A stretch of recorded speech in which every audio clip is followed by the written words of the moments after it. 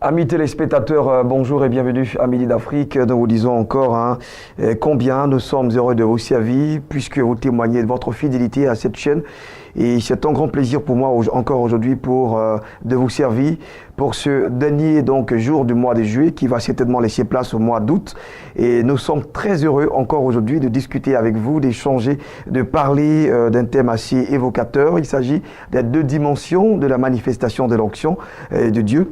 Et donc ce sera donc un thème traité par l'évangéliste Tabitha de Boise qui tout à l'heure va nous entretenir. Alors avant qu'elle ne vienne et qu'on la reçoive en plateau, on va partir pour une digestion et une plage musicale. Et puis juste après cela, on revient ici en plateau pour recevoir notre Mame. À tout de suite.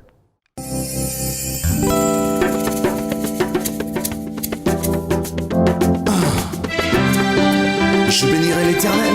Oui, Yaya, je suis d'accord avec toi. C'est ça. Ouais, amen. Oh, ouais, oh, ouais, oh, ouais. Je bénirai mon Dieu car il est le maître des temps et des circonstances. Je bénirai mon Dieu car il est le maître des temps et des circonstances.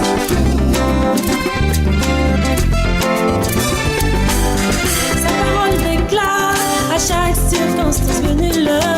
Et toi qui bénis-tu, il faut bénir le maître de toutes les circonstances. Jésus, l'amour de ma vie.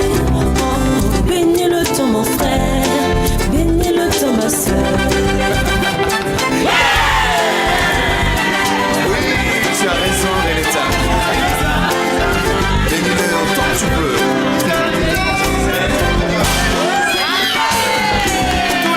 Tous les jours, bénissons le nom de l'Éternel. En tout temps et pour toujours, exaltons ensemble son Saint-Nom.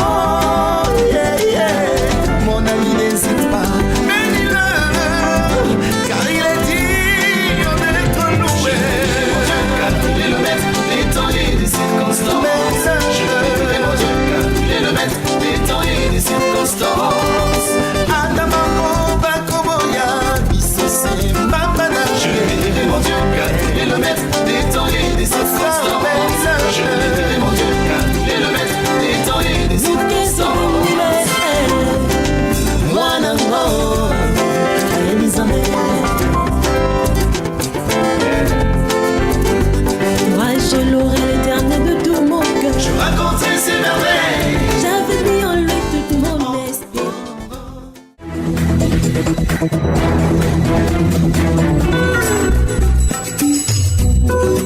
Nous sommes à rectificatif et ici l'instruction est donc la chose la plus importante. On parle de deux dimensions de la manifestation de l'onction. Évangéliste Tabitha de Boise, bonjour et bienvenue. Merci beaucoup, Blessing, que Dieu te bénisse. Amen. Je salue tout le corps de Christ. C'est une joie pour moi d'être encore là ce lundi matin. Nous allons parler de l'onction et c'est une chose assez importante. Le Seigneur nous a fait grâce de beaucoup de faveurs qu'il a fait dans son royaume, sa parole, sa grâce, toutes ces choses. Et l'onction aussi pour nous donner de pouvoir accomplir la mission de Dieu. Et donc, parlant d'onction, ce matin, le Seigneur me met à cœur de véritablement venir, c'est vrai, rectifier, mais aussi donner au peuple de Dieu de bien recadrer les choses dans leur cœur, dans leur esprit. Amen. Quand nous parlons d'onction, l'onction est vraiment quelque chose d'assez important. Blessing, tu sais, l'onction de Dieu, c'est la capacité de Dieu dans la vie d'un homme limité et qui le rend illimité pour les œuvres de Dieu. Amen. Donc l'onction est quelque chose de très important. Mais en même temps que c'est important, il y a aujourd'hui une manière de l'appréhender qui n'est pas aussi juste et qui nous donne de faire beaucoup d'erreurs. Il y a l'onction sur le plan externe. Et il y a l'onction sur le plan interne. L'onction prend d'abord sa source à l'intérieur de l'individu avant de rejaillir sur son physique et l'amener à faire les œuvres de Dieu. Mais aujourd'hui, lorsque nous parlons d'onction, le corps de Christ, l'Église dans sa généralité, est fixé sur l'externe. Est fixé sur Acte 1, le verset 8 qui dit quoi? Vous recevez une puissance, l'Esprit de Dieu survenant sur vous, vous serez mes témoins. C'est une bonne chose de faire des miracles. C'est une bonne chose de faire des délivrances. C'est une bonne chose de manifester l'onction de manière externe. Mais c'est encore meilleur, avantageux de comprendre que Dieu a constaté quelque chose et il a dit une parole dans Ézéchiel, le chapitre 36, à partir du verset 26 que je vais lire, il nous a simplement dit ici, il dit, je vais prendre ça simplement comme ça, comme le passage n'est pas là, je vais paraphraser. Il dit, je mettrai en vous mon esprit, je vous donnerai un cœur nouveau, je mettrai mon esprit en vous, pour que vous puissiez quoi? Faire l'œuvre à laquelle je vous ai appelé.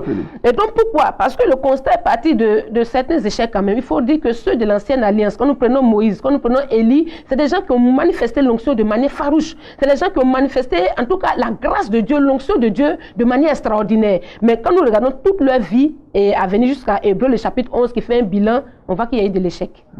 Élie a fait descendre le feu du ciel, mais il a fui devant Jézabel.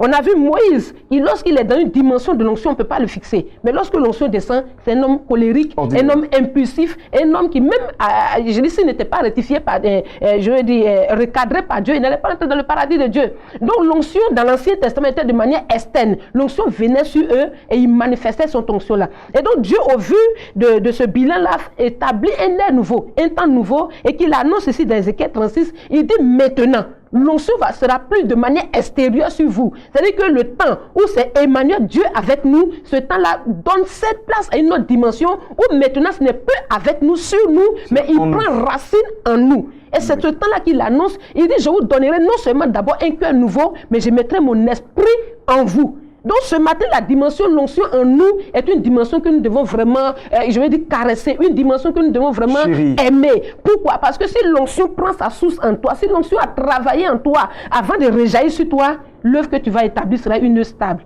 Pourquoi je le dis aujourd'hui? Parce que nous sommes des témoins. Nous sommes des témoins de Christ, nous sommes des témoins pour sa gloire. Et lorsque nous bâtissons avec l'onction, quand l'onction ne prend pas sa source en nous, nos caractères détruisent ce que Dieu a bâti.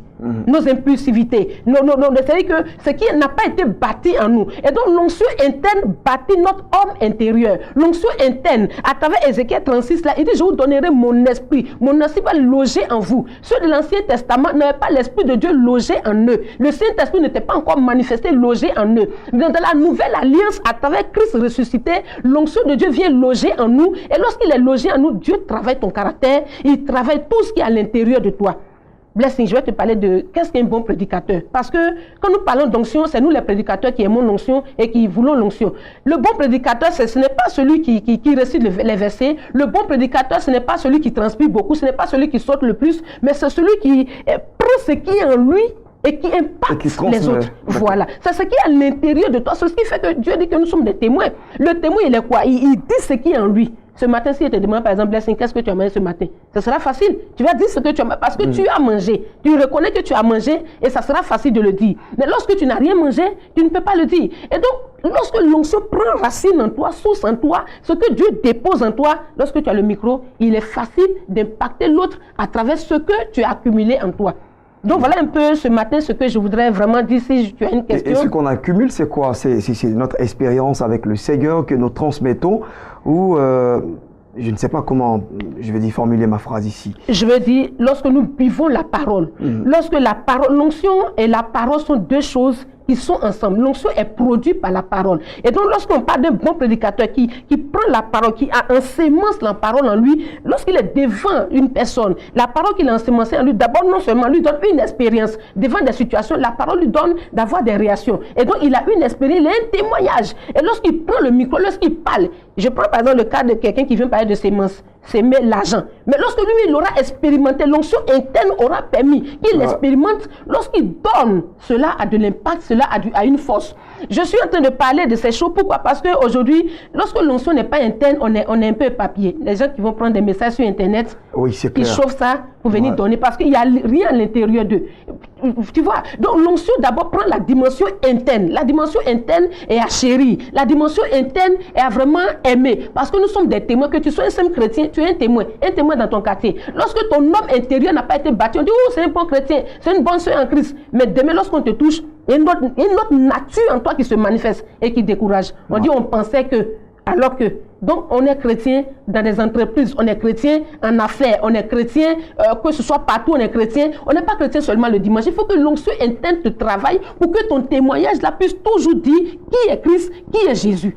Donc voilà un peu, frères et sœurs, pour ce matin, nous encourager par rapport à l'onction. Alors, on va essayer de faire la synthèse, c'est de comprendre que l'onction, il y en a à l'intérieur et il y en a aussi qui se revêt sur nous. Voilà. Et donc, pour vous, il est vraiment important de mettre le point sur l'onction intérieure pour travailler, pour tuer également nos passions les plus dérangeantes dans le ministère de Dieu. Justement. Pour conclure, je suis en train de dire que lorsque nous parlons d'ancienne alliance, de l'Ancien Testament, il y a eu un temps où Dieu s'est manifesté avec ses serviteurs. Et le bilan a été que ces serviteurs qui avaient l'onction seulement sur eux, Élie qui faisait descendre le feu du ciel, toutes ces manifestations-là se sont couronnées par un échec. Pourquoi? Parce que Dieu ne résidait pas à l'intérieur d'eux. Le Saint-Esprit n'était pas à l'intérieur d'eux. Et donc Dieu change de dimension. Il annonce dans Ézéchiel 36 que désormais nous, la nouvelle alliance issue de la résurrection de Jésus, l'onction de Dieu vient loger en nous par le Saint-Esprit. Et donc l'onction vient loger pourquoi? Pour travailler nos caractères. Pour que lorsqu'on a fini de prêcher, lorsqu'on a fini de guérir, qu'on puisse être sauvé. Amen. Qu'on puisse aussi avoir droit au paradis. Parce qu'il y a beaucoup de scandales aujourd'hui dans le ministère. Il y a beaucoup de choses qu'on entend. Écoute, on ne va pas rentrer dans les détails, blessing. On est tous ici, il y a trop de choses. Lorsque l'onction n'a pas travaillé, les gens ont bénéficié de ton ministère. C'est comme la foule. La foule vient manger du pain. Et après, et toi? Et toi? Donc quoi, l'apôtre Paul dit quoi? Il dit, je le fais, mais veillant sur moi, mais il veille sur lui avec quoi? Avec l'onction, le dépôt qui est à l'intérieur de lui, qui le travaille, qui travaille son intimité avec Dieu, qui travaille son caractère, qui travaille les dispositions de son cœur. Voilà un peu ce qui peut faire de nous des hommes de Dieu vraiment stables, et des chrétiens assez stables, et qui peut faire de nous en tout cas, je veux dire, des soldats pour ces temps de la fin où le diable ne nous attend que dans des petits carrefours. Blessing, Satan, il est révolté. Il est révolté à mettre, c'est-à-dire qu'il cherche à mettre en lumière une petite erreur de l'église des pasteurs qu'on voit dans les hôtels. Il y a trop de choses, hein, toi, tu sais. Mais parce que tu n'auras pas eu le temps de te bâtir à l'intérieur, le Satan peut te faucher à n'importe quel moment. Parce que toi, tu ne peux que guérir, tu ne peux que dire recevez, tu ne peux que dire oh. Parce que c'est comme ça on a vu l'onction. Mais l'onction va au-delà. L'onction bâtit ton homme intérieur. Et donc ce matin, voilà l'encouragement que le Seigneur me met à cœur vraiment pour que l'église de Dieu puisse avancer. Le message est fort. Il est vraiment fort. Je pense que... Est-ce que Honorine Adom a quelque chose à dire? Je ne pense pas. On est tous d'accord avec cet enseignement. Voilà, l'onction intérieure, il faut bien sûr qu'on travaille cela. Et puis l'extérieur également, qui va aussi travailler dans la vie de ceux qui sont à l'extérieur de nous. C'est important. Donc, c'est une question des autres et aussi de soi-même.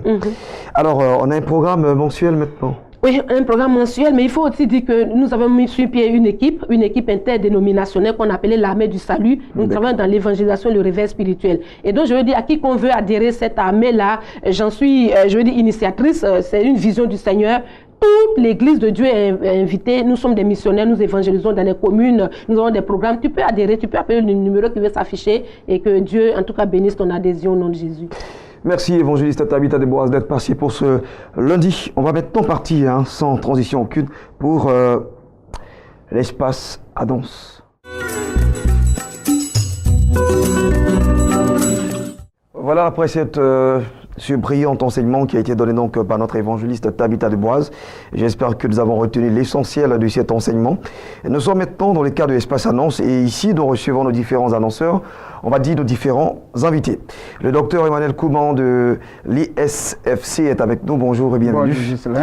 Nous sommes également avec maman Bitibo Josephine. Bonjour. Bonjour. Vous êtes là justement pour nous parler du programme hebdomadaire de l'Église, la bénédiction. Oui, bien sûr. Bien-aimés, je vous salue dans le nom, beau et précieux nom de Jésus-Christ de Nazareth. Je suis venu ce midi pour vous inviter, comme tous les jeudis, nous sommes à Astoria Palace Hotel, dans la salle Félix Houphouët-Boigny. Le jeudi 3 août, nous serons encore là-bas. Donc je suis venu vous inviter, je voudrais que vous veniez nombreux. Et la bénédiction et son leader, le pasteur Sam Manté, vous invite. Et je voudrais que vous veniez participer à cette nuit d'adoration au cours de laquelle vraiment nous avons de grands témoignages et en tout cas nous voyons la puissance de Dieu. Amen. Donc je suis venu vous inviter. Aussi, je suis aussi venu vous dire que nous avons notre culte de louange et d'adoration tous les dimanches. Et ce dimanche, nous serons encore là. C'est de 8h à 11h. Et nous pouvons aller même jusqu'à 12h. Parce que comme je le disais tantôt, et vraiment, chaque culte est spécial. Voilà. Alors, je voudrais vous inviter que vous venez participer. Ne manquez pas ces moments, parce que c'est le moment merveilleux. Il est bon pour les enfants de Dieu de demeurer ensemble. Même si tu n'es pas chrétien, tu peux venir. Tous nos programmes sont gratuits. Et je voudrais que vous profitiez de la bénédiction qui au sortir de ces programmes. Parce qu'il ne sert à rien de rester chez soi et de se plaindre. Dieu n'aime pas les murmures. Dieu veut que nous soyons bénis. Il veut que nous avancions. C'est pourquoi je vous invite à venir voir que Dieu est toujours dans sa gloire. Il n'a pas changé. Il est le même hier, aujourd'hui, éternellement. Et Dieu fait encore dans des vies. Et il est celui-là même à qui rien n'est impossible. C'est pourquoi je vous invite à venir pour que vous puissiez vous-même rendre témoignage. Parce que peut-être que vous avez entendu les témoignages des autres, mais venez vous aussi pour que vous puissiez rendre témoignage. Alléluia. Amen. Alors, la gloire revienne à notre Seigneur. Amen. Alors, rendez-vous est pris pour le jeudi prochain, à partir de 18h. De 18h à 21h. 21h. Nous serons là. D'accord. À la salle Félix Oufouette-Boigny de Astoria Palace à Yopougon, on va dire au Kenya. C'est ça. D'accord. Quartier Kenya. Quartier Kenya. On va laisser le contact? Oui, c'est le 08 00 81 99 et le 04 71 48 10. Merci donc à vous, Madame Betty-Beau, Josephine. Je rappelle que vous étiez là pour nous parler du programme hebdomadaire de l'Église, la bénédiction de Yopougon, avec à sa tête, bien sûr, le pasteur Samuel Manté. Et maintenant, on parlera de formation, on parlera justement de séminaire. C'est avec le docteur Emmanuel Kouman de l'Institut supérieur de la formation continue. Alors, on va parler justement de la gestion des ressources humaines, les 7 R de la gestion des ressources humaines. D'accord. Oui, c'est quoi les 7 R? Alors, quand on parle de cette ère de la gestion des ressources humaines, on parle de recrutement, rétention, rôle, responsabilité, tout cela, c'est ce qui compose la gestion des ressources humaines. Super. Donc, quand on travaille, alors c'est ceux qui vont venir au séminaire, ils auront cela. Donc, il faut dire ici, Ghislain, ce qui me préoccupe aujourd'hui, nous tendons vers la fin de l'année. Alors, le 7 août, nous aurons un séminaire de formation. Nous parlerons de l'indépendance de la connaissance. Le 15, nous parlerons d'un autre séminaire où nous allons parler aussi de l'indépendance de la grandeur. Donc, quand on est grand, qu'est-ce qu'on peut faire? Et aussi, il faut dire tout ce qui va chapeauter ou couronner tout cela, c'est sous le haut patronage du pasteur Sam Manté, président des églises évangéliques de Côte d'Ivoire et même internationales. Et aussi, nous, sous le parrainage de Maman Solange Nampé, qui est prophétesse, que sur ces 2 personnalités que nous allons avoir notre sortie, parce que nous avons travaillé. Alors les gens ont suivi la formation. Ce jour-là, nous invitons toute la population abidjanaise, la Côte d'Ivoire, hors de la Côte d'Ivoire, à assister à cette formation. D'autant penser que c'était un rêve, mais qu'ils viennent voir la réalité. Et jusque-là, tout ce que nous avions dit, tout ce que nous avions fait, personne ne s'est plaint. Des autorités ont participé à nos séminaires. Ils ont été aguerris, ils ont pu exercer cela dans leur milieu. Donc c'est pourquoi aujourd'hui, nous voulons dire à tout un chacun que ISFC, c'est un cabinet qui renforce les capacités, qui accompagne les gens, chacun dans son domaine. Même les chefs du village et les rois ont été renforcés. Merci. En tout cas, docteur Emmanuel Kouman, donc rendez-vous pris, le programme le plus imminent, c'est celui donc je voulais dire que le 15, c'est-à-dire que nous invitons. Le 5, nous aurons une activité. Le 7, nous aurons une activité. Et le 15, c'est un mardi, c'est les jours fériés. Et nous voulons donner l'occasion à toutes les personnes qui, jusque-là, qui ont voulu suivre nos séminaires, soit la prise de parole en public, les 7 R de la gestion des ressources humaines, les 5 qualités essentielles d'un vrai leader. Alors, toutes ces personnes-là, souvent, quand on dit leader, les gens pensent que c'est quoi? Qu'est-ce que le leader doit faire? Un leader doit communiquer efficacement. Alors, il faut justement venir prendre des rudiments avec vous au séminaire. Vous avez dit, c'est le 5, c'est le 7, c'est également le 15 août. Et le 19, c'est la sortie officielle. Super. On va laisser les contacts. C'est le 59 55 06 69, le 02 11 33 92, ISFC, le monde de la connaissance, c'est nous. Ah ben ouais, c'est vous. Merci d'être passé, docteur Emmanuel Kouman, président, directeur général de ISFC.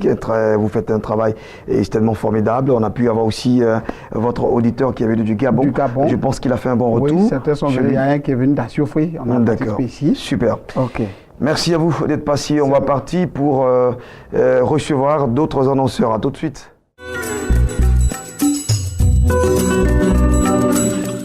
Nous recevons le centre évangélique Ebenezer qui est ici représenté par messieurs Melej Rameau, bonjour, et Quadio Olivier.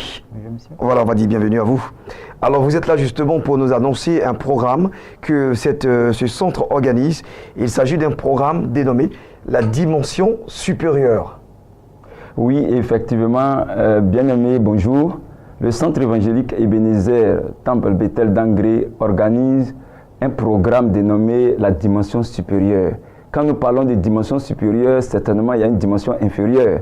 Nous constatons aujourd'hui que beaucoup ont des soucis, beaucoup ont des problèmes. Ils se posent même la question, est-il possible? Est-ce qu'il y a des solutions? Et c'est pour ça que ce programme vient à point nommé la dimension supérieure, pour apporter des réponses à vos préoccupations, pour apporter des solutions à vos problèmes. Il n'existe pas seulement la prière seule ne suffit pas. Certaines situations n'ont pas besoin de jeûne, n'ont pas besoin de prière, mais il faut des principes, il faut des lois, parce que le royaume est régi non seulement par des lois, mais aussi par des principes. Si tu sais les maîtriser, tu sors du cadre et tu as la solution, tu arrives à la dimension supérieure. Bien-aimé, c'est une belle occasion qui t'offre à toi. Alors, le centre évangélique Ebenezer organise ce programme, c'est pour quand exactement? Alors, je voudrais tout de suite signifier que ce programme, le thème, précisément, c'est manifester l'esprit d'excellence. Quand nous parlons de manifester, c'est faire ressortir, c'est faire révéler au monde ce qui dort en toi. Et ce thème, l'orateur de ce thème, c'est l'apôtre Gadi Abraham. Mais bien aimé, écoutez bien, un homme ne peut donner que ce qu'il a. Dans Acte 2, à partir du verset 41, Pierre et Jean allaient à l'église et en route, ils ont croisé quelqu'un. Cet homme leur a demandé, donnez-nous de l'argent comme ils ont l'habitude de le faire. Mais Pierre a dit, non, nous allons vous donner ce qu'on a, Jésus-Christ de Nazareth. Le programme, c'est déjà pour après-demain mercredi? Oui, le programme c'est pour après-demain mercredi. Je voudrais tout de suite encore donner une petite précision avant de laisser la parole à mon frère pour donner les contacts et puis lancer l'appel. Alors, je voulais parler brièvement de l'orateur. L'orateur, c'est... On n'a plus assez de temps. Donnez-nous l'heure et puis où est-ce que le centre évangélique Ebenezer est situé? D'accord, je vais laisser la parole à mon frère. Allez-y, monsieur. Le temple Bethel du centre évangélique Ebenezer Angré est situé à la rue des Bas, à Cocody Angré, les Oscars précisément.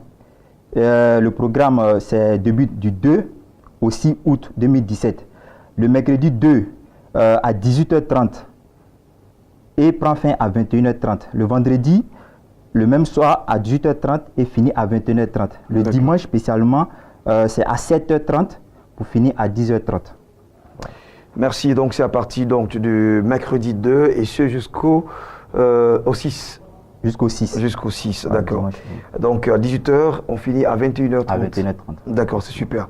Vous avez dit c'est à la rue des Bars. Hein. Voilà, il faut qu'on change ça. On doit appeler ça Carrefour Église ou rue Église. Oui, effectivement, on pense à cela. D'accord. Renommer la rue peut-être. Il faut qu'on marque. Oui, justement, il faut qu'on marque bien sûr. Les bars et la parole de Dieu, c'est deux choses qui. D'accord. Allez, super. Monsieur Mélège Rameau, je vais vous donner justement la dernière parole. Hein. Oui, je voudrais lancer un appel à tous ceux qui nous regardent en ce jour, tous ceux qui nous écoutent également. Venez massivement parce que vous savez, celui qui donne la parole, celui qui t'invite, c'est cette occasion, il faut saisir. Le centenaire, oui, vous savez, le général de l'armée syrienne a pris une décision. Il était général, il pouvait dire je ne vais pas, mais il a pris une décision, il dit bien, je vais m'engager et je verrai ce qui va s'en suivre. Lorsqu'il est allé, il a obtenu la guérison. Nous vous invitons, vous qui doutez, vous qui êtes malade, vous qui êtes de loin ou de près, nous écoutez, venez ces jours-là, passez un petit moment, que tu sois fonctionnaire, que tu sois malade, que tu sois étudiant, que tu sois élève, quelle que soit ta situation socio-professionnelle, viens écouter la parole de Dieu. Écoutez la parole pour ce mercredi à partir de 18h. Monsieur Mélège Rameau, merci à vous d'être passé. Monsieur Kwasi Olivier, merci également à vous. Les contacts, c'est le 78 92 36 56. On a également le 40 86 51 13, précédé du plus 225. Orateur, c'est le père Gadi Abraham. Bien sûr, c'est une figure connue en Côte d'Ivoire. Merci à vous d'être passé ici en plateau. Et à présent, on va partir pour la dernière rubrique du genre, pour ce cadre de Super Monday. On va vous présenter la chronique Bon à savoir, qui est donc ici, gérée par l'évangéliste Jean-Cyril Djabi. Aujourd'hui, la thématique, c'est bien sûr les associations de couleurs à éviter selon le code vestimentaire classique. Et juste après cela, on se reverra tout à l'heure en plateau pour se dire au revoir. À tout de suite.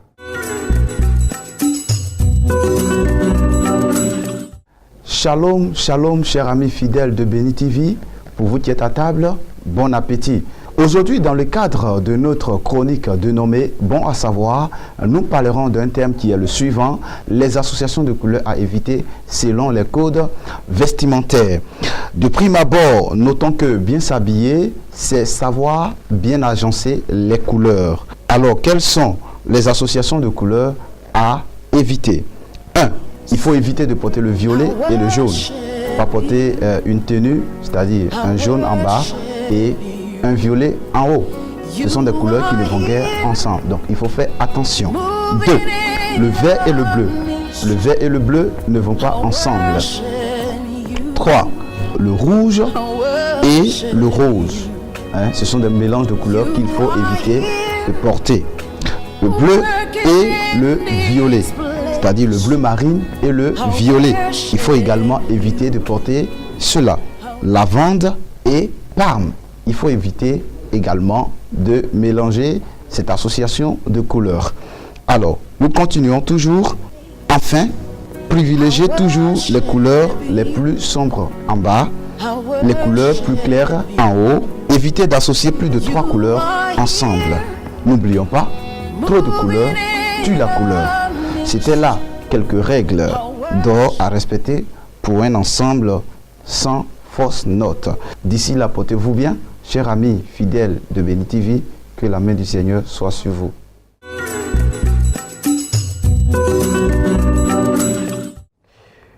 Voilà les consignes d'usage pour tous ceux qui sont des friands donc de la mode. Il y a aussi quand même un code à respecter. Je pense qu'on a retenu ce qu'il faut de bon à savoir de l'évangéliste Jean-Cyril Djabi qui nous a donné des conseils pratiques. C'est ici bien sûr qu'on va se dire au revoir, espérons nous retrouver jeudi et vendredi. Quant à moi, Gislam Blessing. Demain, c'est donc mardi.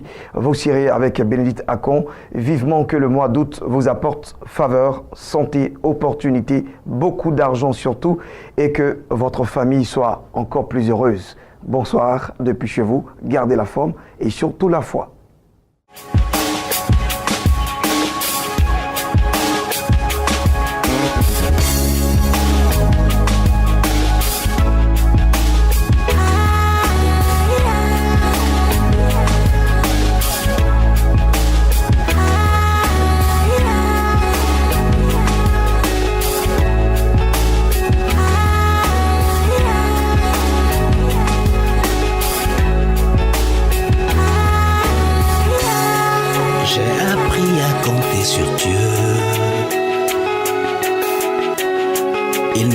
Jamais laissé tomber.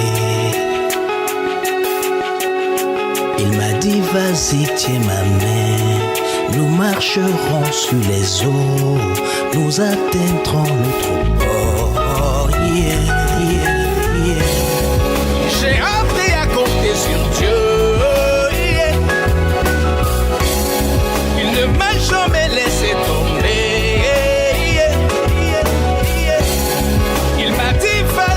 Ma main, nous marcherons sur les eaux, nous atteindrons le bord. Yeah, yeah, yeah. Tu connais mes fautes, mes défauts, mes faiblesses. Tu sais quand je ris, quand je pleure, mes tristesses.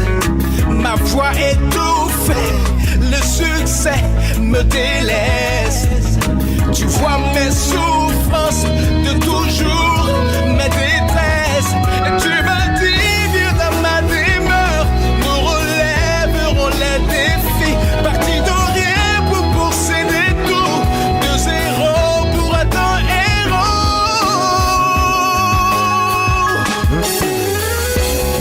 J'ai appris à compter sur Dieu. Jamais laissé tomber. Il m'a dit vas-y tiens ma main, nous marcherons sur les eaux, nous atteindrons l'autre bord. Mes frères m'ont quitté, mes amis m'ont laissé. Je suis devenu la risée de mon quartier. J'ai l'impression d'être vide, mon âme court au suicide. J'ai besoin d'équipe.